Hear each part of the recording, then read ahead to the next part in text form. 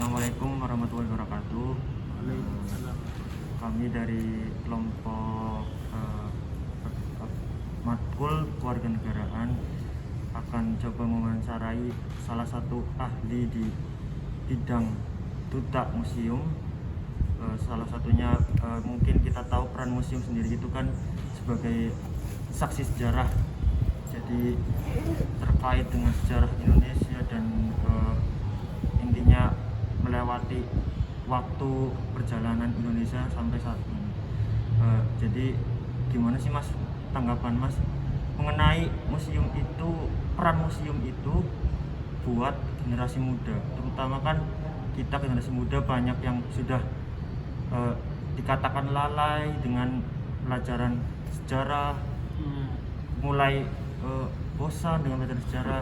Terus museum itu perannya itu sebagai yang seharusnya semestinya gitu. Iya, tentu kalau kita berbicara soal sejarah ya, sahabat semua, bahwa sejarah ini merupakan gambaran perjalanan masa lampau yang kita sebagai generasi milenial katakanlah itu tidak boleh lalu serta-merta melupakan sejarah itu. Nah, lantas bagaimana kita agar tidak melupakan sejarah yang telah terjadi pada masa lampau?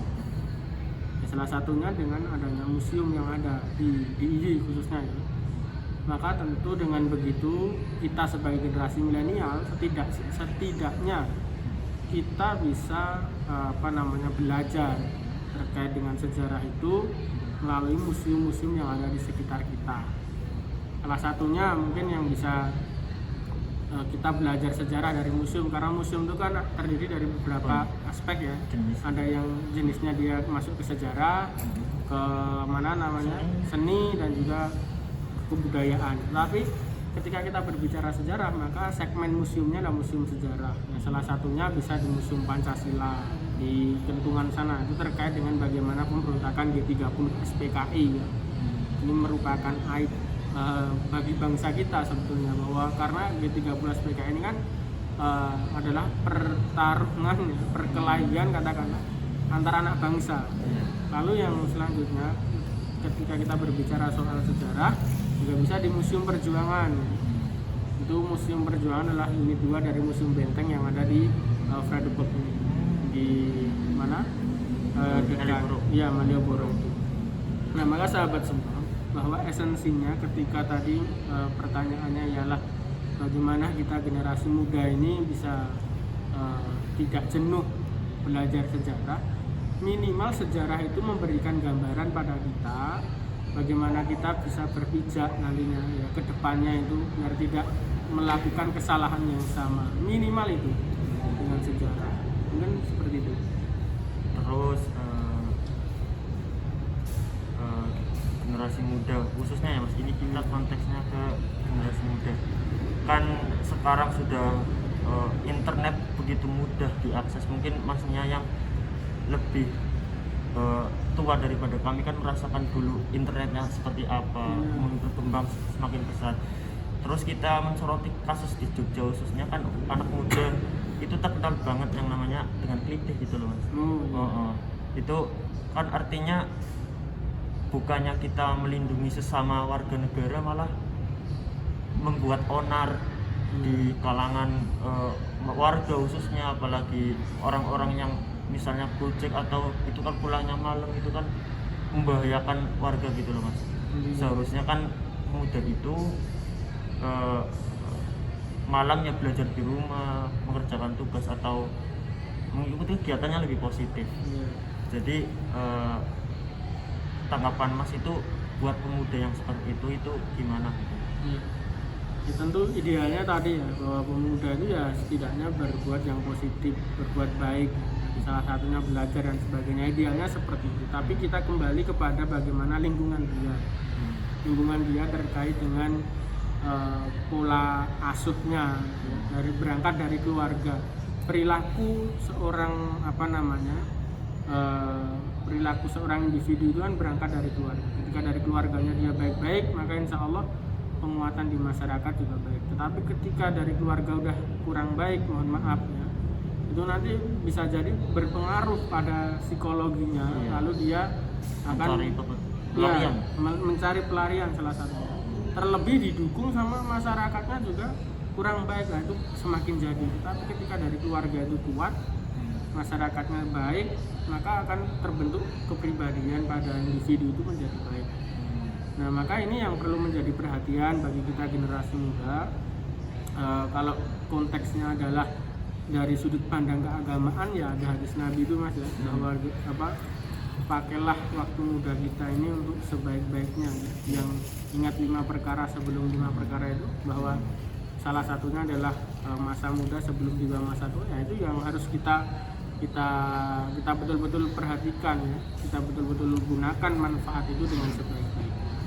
Tapi yang jelas, ya marilah dari kesadaran kita, ya, jangan sampai menimbulkan keonaran di masyarakat, dan juga kita, ya, sebagai masyarakat juga harus berhati-hati dengan adanya aktivitas seperti itu. Tapi itu jelas sangat dikecam oleh masyarakat, dan pemerintah pun sudah mengupayakan yang namanya keamanan bagi masyarakat, baik melalui ada sistem siskamling itu, dan juga terlebih adalah upaya-upaya dari pihak kepolisian, Polres dan Polda untuk menjaga keamanan yang ada. Jadi jelas itu perbuatan yang tidak dibenarkan, baik secara hukum negara maupun hukum agama. Karena salah satu, kalau di hukum Islam kan salah satunya maqasid syariah adalah menjaga jiwa, Mas. Jadi ketika ada pertumpahan darah, ya itu termasuk hal yang tidak dibenarkan.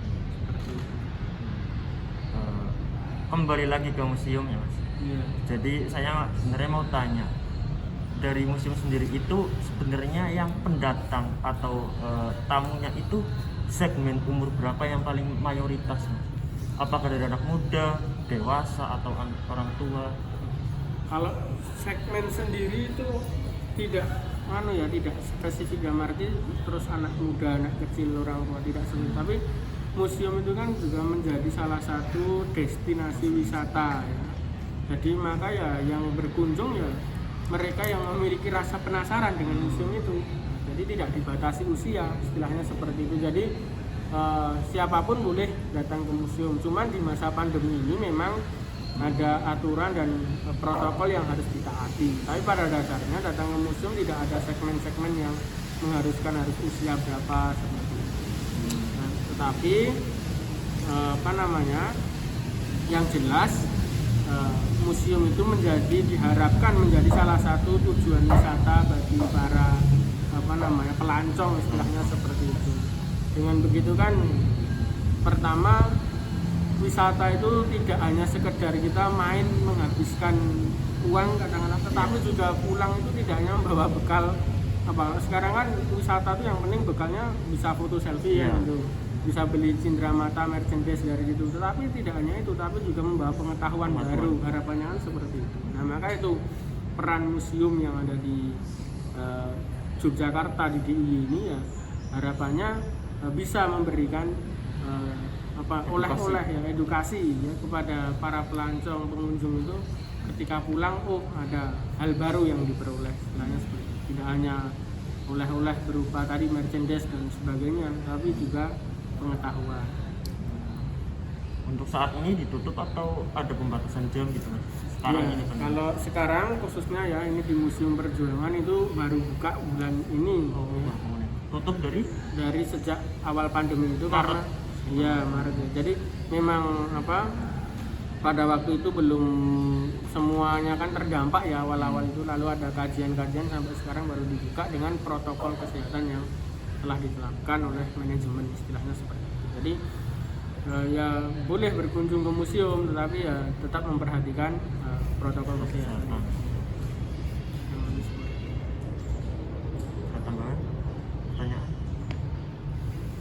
Tambahan pertanyaan.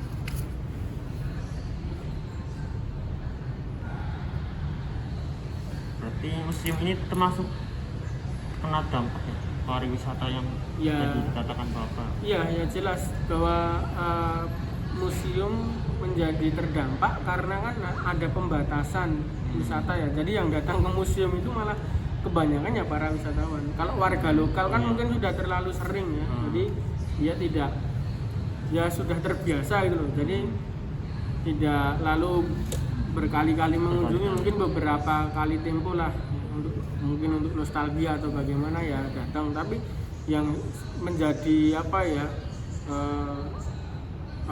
ceruk pengunjung itu kan adalah para wisatawan dari luar Jogja khususnya, baik dari mancanegara maupun dari domestik sekarang.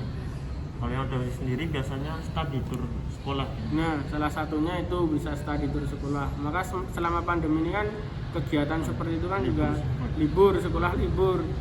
Apalagi tadi dibarengi dengan dampak perekonomian yang menurun, ini kan akhirnya kegiatan wisata itu kan menjadi tersekat atau iya, jadi yang tadinya mungkin diagendakan dalam setiap tahunan, jadi ini udah urusan yang kesekian kan gitu. Jadi yang pertama itu yang pasti di masa pandemi ini kita bisa bertahan hidup itu sudah suatu hal yang luar biasa. Bisa sehat, bisa tetap makan 3 kali sehari, itu udah alhamdulillah. Jadi maka sekarang mungkin tujuan wisata itu menjadi urusan yang kesekian lah. Nah, maka dari situ museum juga merasakan dampaknya. Terus yang terakhir Mas, pesan dari Mas buat generasi muda agar lebih cinta tanah air, agar lebih mengenal sejarah bahasanya sendiri itu bagaimana? Entah itu ya pelajaran sejarah itu harus ya wajib kita pelajari. Terus yang di luar dari itu loh, biar kita itu lebih memahami sejarah, lebih kita tuh belajar tidak merasa sambil belajar loh Mas. Jadi kan enak nggak baca buku tapi kan kita sambil mungkin jalan-jalan di museum itu kan suatu hal yang baru. yang jelas ini, ketika di museum tuh anggap aja itu berwisata, jadi seperti itu. Nah, ketika kita sudah mindsetnya adalah berwisata, maka dengan sendirinya kita akan menjadi enjoy.